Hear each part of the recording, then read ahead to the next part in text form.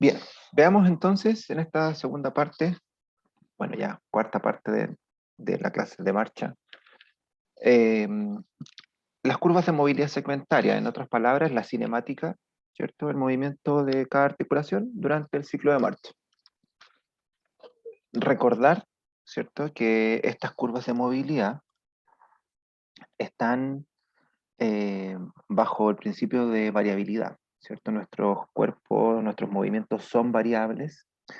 Esta redundancia que tenemos motora nos hace que generemos mayor variabilidad, ¿cierto? Que tengamos incluso un mismo movimiento que yo realizo, aunque lo realice repetitivamente, va a tener variaciones en su trayecto, pero lo importante es que sigue un patrón, ¿ya? En este gráfico de ejemplo, tomado de un estudio, que en realidad da lo mismo el estudio, se muestran 539 zancadas de sujetos, comillas, normales. Y cada uno de estos trazos corresponde a cada uno de estos sujetos. Entonces quiero que se fijen que no hay una graduación específica, ¿ya? No hay un dato que sea el único para todas las personas. Si ya somos variables, lo mencionaba hace un rato atrás, si ya somos variables nosotros mismos, con nuestros mismos movimientos una vez que los repetimos, imagínense cómo somos de variables con otra persona. Cada uno de nosotros tiene características diferentes. Y cuando vimos el proceso de marcha en la primera clase, ¿cierto? Yo les mencionaba que incluso es tan particular la forma de movernos que uno es capaz de identificar a una persona a lo lejos sin ver la cara, ¿cierto? Solamente por su forma de caminar. Cada uno de nosotros tiene un patrón que seguir. Lo importante de esto es que aunque cambiemos, ¿cierto?, la graduación, algunos mueven más o menos sus articulaciones, todas siguen un patrón. Entonces, aquí lo importante es la forma de la curva, ¿ya? Más que el grado de la curva o el dato específico de la curva. Y eso es lo que vamos a ver en todos los gráficos que yo les voy mostrando y que vamos a ir describiendo en esta parte de la clase. Vamos a estudiar principalmente aquellos movimientos de las articulaciones en el plano sagital, son los que tienen mayor influencia el movimiento de flexo-extensión de la cadena, cadera, rodilla, tobillo, son los que más relevantes. Vamos a ver otros anexos, pero los más importantes y los que yo necesito que ustedes manejen al revés y al derecho son los movimientos de cadera, rodilla y tobillo. ¿Ya? Son los más comúnmente estudiados, los que mejor se entienden, ¿cierto? Y los que mejor se pueden reproducir. Y en otras palabras, los que influyen más, al fin y al cabo, sobre el proceso de, de marcha en cualquier individuo. Vamos a partir con uno igualmente importante, la inclinación pélvica anterior. Anteversión, retroversión pélvica. ¿Ya? Partemos de la base, vamos a partir que la pelvis siempre está en anteversión. El hecho de que nosotros estemos en posición bípeda, la pelvis ya está en una anteversión. Y dentro de ese movimiento de anteversión hay momentos en que se va a aumentar la anteversión y otros en que va a volver a su posición normal. ¿Ya? Difícilmente va a ir hacia la retroversión desde el punto cero. Tendríamos que ir muy hacia atrás con la pelvis y no sería nada productivo ni nada eficiente en el ciclo de marcha. Los gráficos que les voy a mostrar están tomados del libro que les dejé, ¿cierto? Y quiero que aclaremos primero el gráfico antes de mostrar y de hablar de cualquier graduación. Todos los gráficos que vamos a ver, si se fijan, todos tienen la misma particularidad, ¿ya? Muestran lo siguiente. En el eje Y nos muestra la graduación de la articulación de la cual vamos a estar hablando y muchas de estas graduaciones, ¿cierto?, tienen el cero no en el origen, sino que un poco más arriba, porque se entiende que la articulación tiene un movimiento hacia un punto u otro. Flexo-extensión de cadera, flexo-extensión de rodilla, dorsiflexión, plantiflexión. En este caso es anteversión y retroversión, ¿cierto? Inclinación anterior, inclinación posterior. Bien, aquí está la graduación. En el eje X vamos a tener el ciclo de marcha. en términos porcentuales, desde el 0 al 100% del ciclo de marcha. ¿Ya? En los puntos que se nos está marcando acá, ¿ya? La línea punteada, perdón, la línea fija, en realidad da lo mismo cuál de las dos, porque son los puntos de referencia, nos indican apoyo doble, apoyo unipodal, apoyo doble. Y estas líneas de acá nos indican el toe-off, el momento en que se despega el pie y pasamos a la fase de balanceo. ¿Ya? Entonces, en todos los gráficos vamos a tener graduación, porcentaje de marcha, apoyo doble, apoyo simple, apoyo doble, toe-off. ¿Ya? En todos los gráficos también vamos a tener líneas de las cuales solamente nos vamos a fijar en esta penumbra gris, que es el patrón de movimiento. Y no es la línea roja y azul, porque son líneas de un caso clínico en particular, ¿ya? Del lado izquierdo y del lado derecho. Lado derecho para el azul, lado izquierdo para el rojo. No nos interesan esas líneas en estos gráficos, ¿ya? No se fijen en ellas, solamente nos fijamos en el patrón. ¿Y qué es lo que está ocurriendo? Esta amplitud, ¿cierto?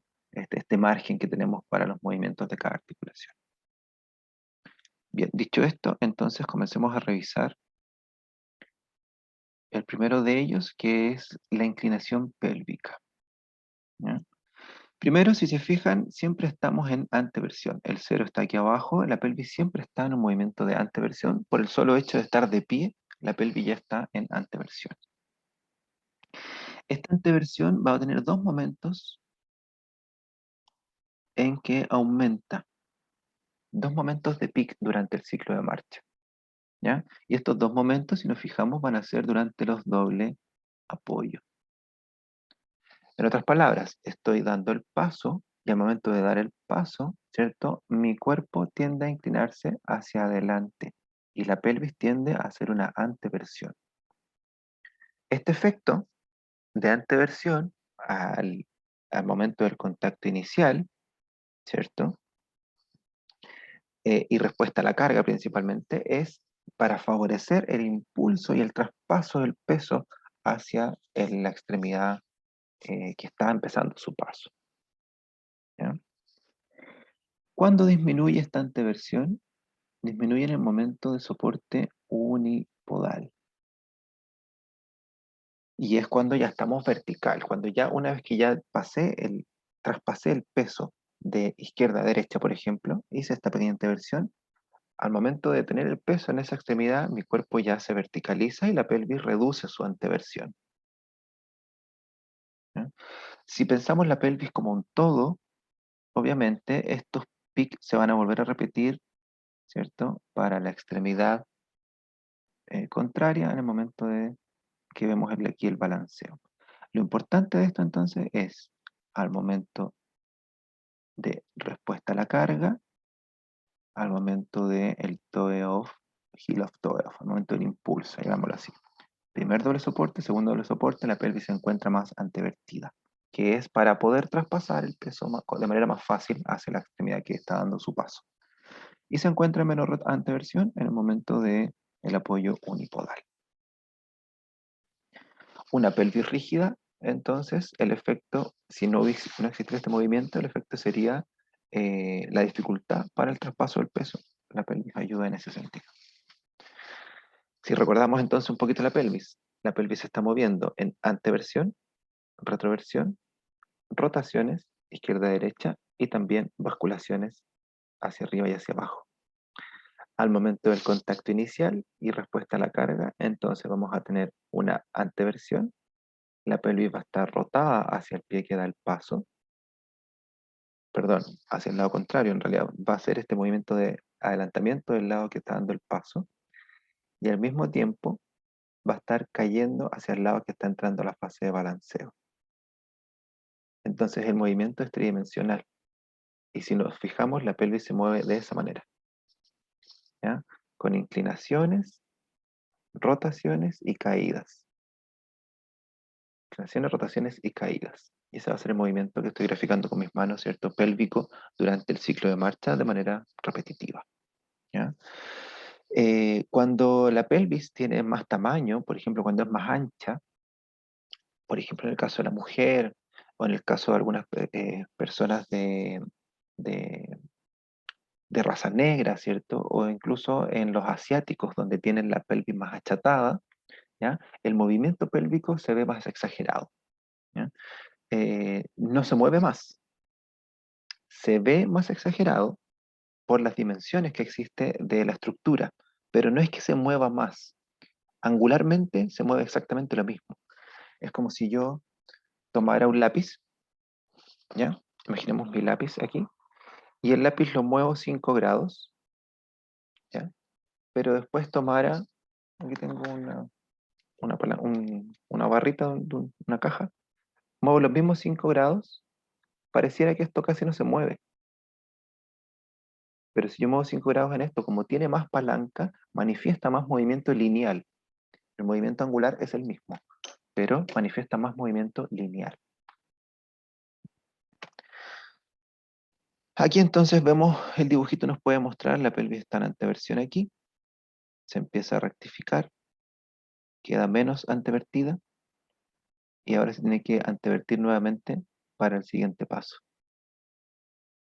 Aquí queda menos antevertida porque estamos en la fase de apoyo simple del otro lado, ¿cierto? Y aquí se empieza a antevertir para el siguiente paso. Y así sucesivamente. Flexión de cadera.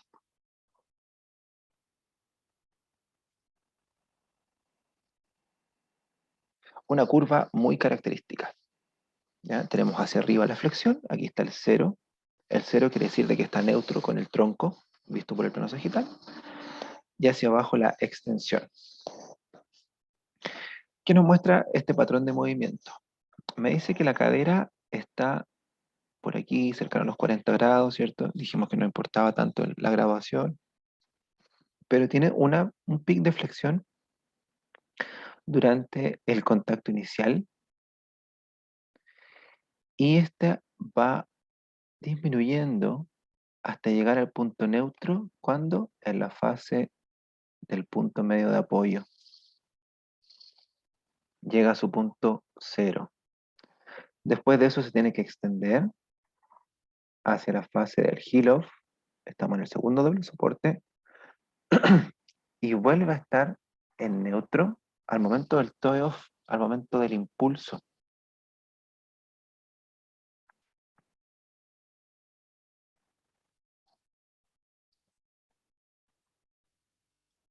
Entonces, durante la fase de contacto, está fletado en el contacto inicial, respuesta a la carga, se empieza a extender en el punto medio de apoyo, pasamos por la fase neutra, después de eso se extiende hacia el heel-off y pasa por la posición neutra en el toe-off.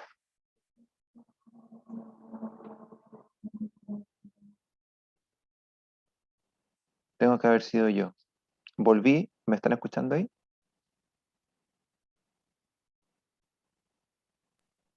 ¿Sí? Sí, profe, ahora sí. Bien, repito entonces lo de la cadera, muy sencillo. Tenemos una flexión al momento del contacto inicial, respuesta a la carga, ¿cierto? Y ahora la cadera se va extendiendo hasta que llegamos a la posición neutra, que coincide con el punto medio de apoyo, cuando estoy en apoyo unipodal. Después de eso se extiende, ¿cierto? Hacia el heel-off, y una vez que comienza el despegue del talón y el despegue de los dedos, al momento del despegue de los dedos, la cadera pasa por su punto neutro. Luego en la fase de balanceo tiene su pic mayor de flexión. Vamos a ver ahora los efectos que tienen estos movimientos. La primera flexión, obviamente, es porque estoy dando el paso y estoy adelantando el pie, por ende tengo que flectar la cadera. Al momento de pasar por la posición neutra, tiene que estar en línea con el tronco para poder tener la carga en vertical. Al momento de empezar a dar el otro paso, ¿cierto? El otro pie se está adelantando, está en su fase de balanceo, la cadera que estamos analizando se extiende, pero cuando se levanta el talón, al momento que se levanta el talón, también se va a flectar la rodilla y por ende la cadera se va a empezar a flectar y pasamos por la posición neutra. La siguiente flexión, y que es una flexión muy rápida, con una pendiente muy marcada, tiene que procurar que en el balanceo medio la extremidad esté despegada del suelo. Nos vamos a dar cuenta que tanto la cadera como la rodilla, como el tobillo, ¿cierto? Se flectan en esta fase de balanceo. Recuerden que la pelvis cae 5 grados en esa fase, por ende necesitamos elevar la extremidad para que no toque con el suelo, para que tenga este clearance, esta holgura, este distanciamiento, este despeje del pie respecto al suelo. Bien, veamos nuestra figurita para la cadera. Al momento voy a borrar la de pelvis. Cadera, ¿cierto? Tenemos el tronco. Al momento del contacto inicial tenemos una flexión que se empieza a reducir hasta pasar por el cero, ¿cierto? Por el punto neutro en el punto medio de apoyo. Luego de eso se empieza a extender a su máximo, pero cuando levantamos el talón y levantamos los dedos, la cadera vuelve a pasar por el punto neutro. Después se flecta y su máxima flexión está dada en el balanceo medio con el fin de que el pie se despegue del suelo.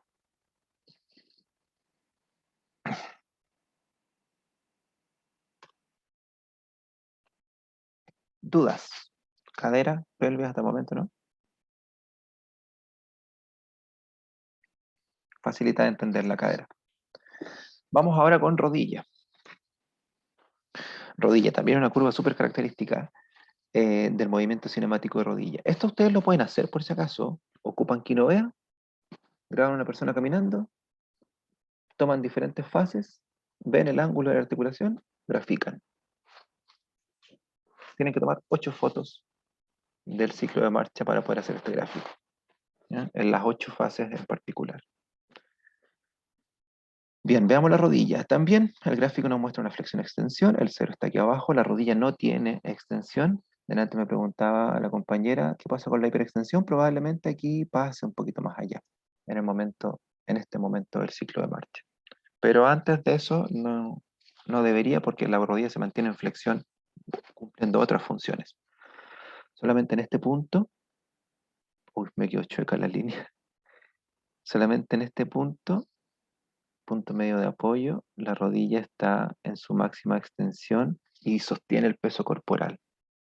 De hecho, personas con debilidad del cuádriceps, bueno, y con hiperextensión también, con hiperlaxitud, debilidad del cuádriceps o, por ejemplo, una persona con una hemiparesia, algún daño neurológico que no le permita tener la fuerza suficiente en el cuádriceps, hiperextienden en esta fase, porque la rodilla se bloquea mecánicamente en la hiperextensión.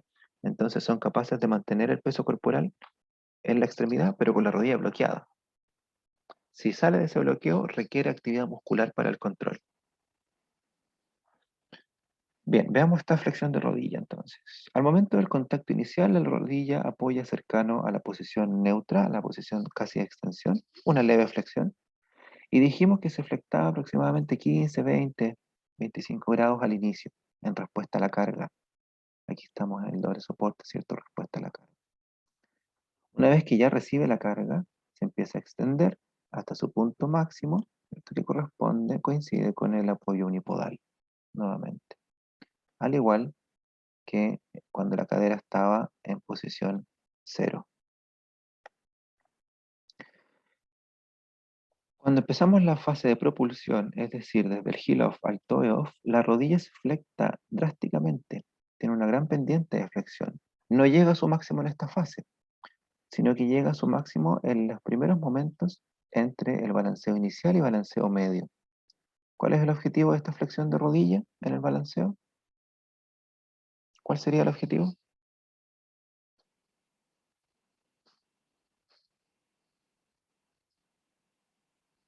El mover, el adelantar esa extremidad, ¿o no, profe?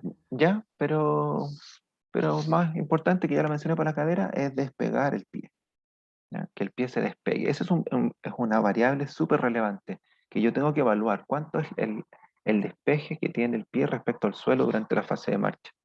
Eso me indica a mí si la persona tiene riesgo o no de tropezar con obstáculos pequeños, por ejemplo.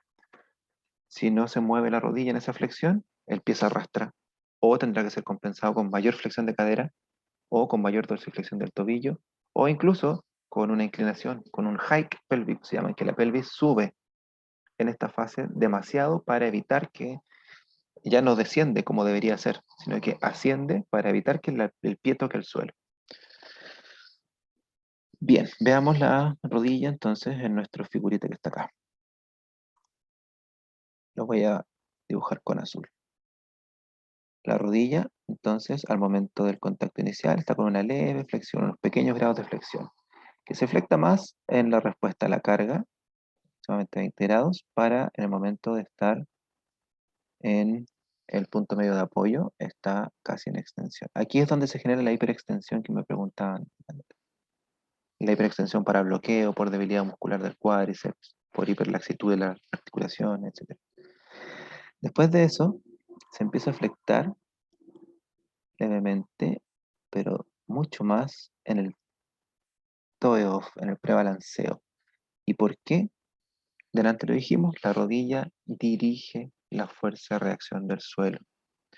Si aquí yo hago una contracción de los plantiflexores del sóleo y del gastrocnemio, sin que yo flecte la rodilla, mi cuerpo sale hacia arriba. Si yo hago la contracción con la rodilla flectada, mi cuerpo sale hacia adelante y ese es el objetivo.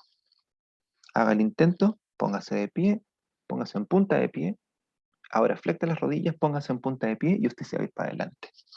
Así de simple es la función de la rodilla en dirigir la fuerza de reacción del suelo. Después de eso se flecta en su máximo entre esta fase y la siguiente, ¿cierto? Para el despegue del pie respecto al suelo.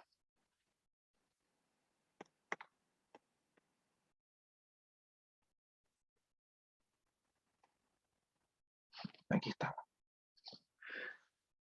Bien, entonces dos pics de flexión, uno de amortiguación, la flexión comienza para dirigir y uno de despegue. Son sus puntos importantes dentro del gráfico.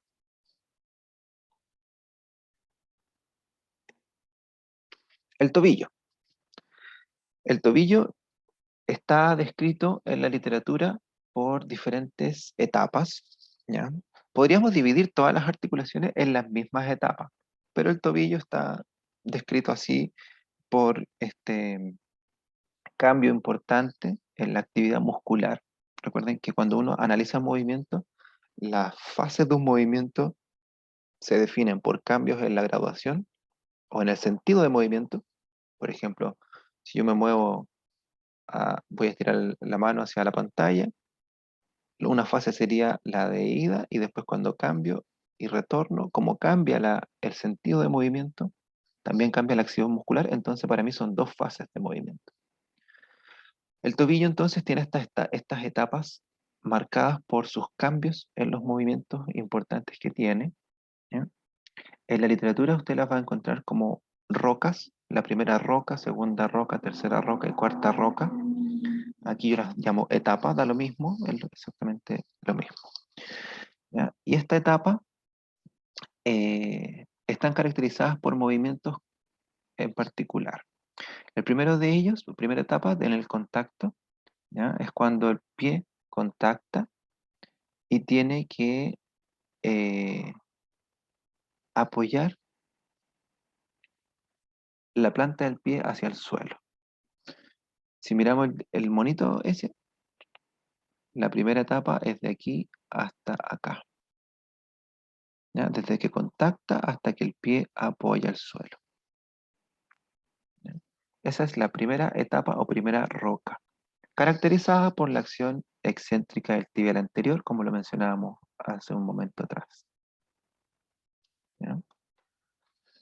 La segunda etapa corresponde desde esta respuesta a la carga, pasando por el punto medio de apoyo y llegando hasta el momento en que se despega el talón. ¿Qué ocurre? Esta etapa es cuando tenemos el peso del cuerpo completo sobre nuestro pie y ahora lo que estamos haciendo es que la tibia se va a adelantar en torno al pie en cadena cerrada. Si nos vamos al dibujito acá, entonces la segunda etapa corresponde desde este punto hasta aquí. ¿Ya? La tibia, que estaba en posición respecto al pie en plantiflexión, ahora genera una dorsiflexión, pero en cadena cerrada. Es la tibia la que se adelanta en torno al pie. Y en esta etapa el pie está recibiendo el peso, el 100% del peso corporal. La tercera etapa corresponde al impulso, el heel-off y el toe-off, ¿ya? Donde vamos a caracterizar por una rápida flexión plantar. Y el objetivo obviamente es transferir, impulsar el peso hacia la otra extremidad. Entonces, la tercera etapa está dada en estos dos dibujos que están acá. Se caracteriza por una gran contracción muscular de la musculatura plantiflexora, principalmente el sóleo acompañado de gastrocnemius, como el tríceps ural, ¿ya? La gracia es que previamente a esta etapa el mismo músculo se preestiró por este adelantamiento de la tibia en la segunda etapa, ¿ya? Y la cuarta etapa, obviamente, corresponde a la fase de balanceo, donde el tobillo tiene que hacer una rápida dorsiflexión y obviamente el objetivo es acompañar a la rodilla y acompañar a la cadera en el despegue del pie respecto al suelo. No está graficada en estos dibujos, pero sí la vamos a ver acá. Entonces, bueno, y debemos decir que es por acción concéntrica del cuadrante anterior, en este caso tibial anterior. Entonces los músculos van a estar trabajando, ¿cierto?, de manera cíclica. Tibial anterior, ya lo voy a mencionar aquí en el gráfico. Veamos entonces qué nos dice. La primera etapa, que está conformada desde el contacto inicial hasta que el pie se adapta al suelo. Hay una plantiflexión relativa. La tibia, el pie que está aquí, la tibia mantiene esa inclinación y el pie bajó. Hay una plantiflexión si es que yo dibujo el pie en neutro en esa posición. Una pequeña plantiflexión. Luego de eso, se empieza a generar en el apoyo unipodal una dorsiflexión, pero es la tibia la que se mueve en torno al pie, ¿ya? Estamos hablando de aquí, de la segunda etapa. En ese punto, estamos acá generando esta dorsiflexión. El efecto es estirar los músculos que posteriormente se van a contraer y que requieren esta elasticidad para la contracción. Hasta aquí termina la segunda etapa. La tercera etapa corresponde a esta plantiflexión que es bien marcada, que corresponde al heel-off, despegue del talón, toe-off, despegue de los dedos, la fase de impulso, de propulsión. Una vez realizada esta propulsión, de manera muy rápida y con la misma pendiente, el pie se hace ahora, hace una dorsiflexión por contracción concéntrica del tibial anterior.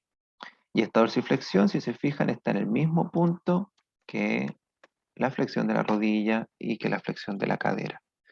Entonces, en la fase de balanceo, es importante recalcar la necesidad de la triple flexión de la extremidad para el despegue del talón.